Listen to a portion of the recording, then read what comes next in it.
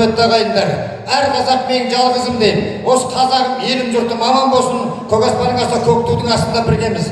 Мына Оразалы Досбосынов ақын Россияға барып айтысқанда айтқан екен: мақтанбай-ақ сөйлейін, сөздің түбі ақтан кер, шаттанбай-ақ сөйлейін, сөзімді менің жаттан кер, қолымдағы домбырам, астымдағы ақтан кер.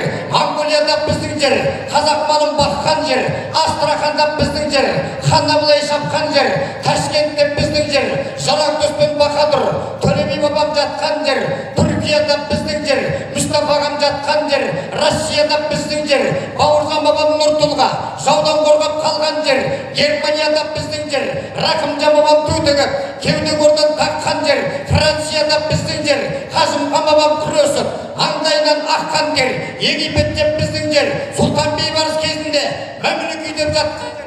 Бәрін айтып бірін айт, Шу қаласында екі жастың тойы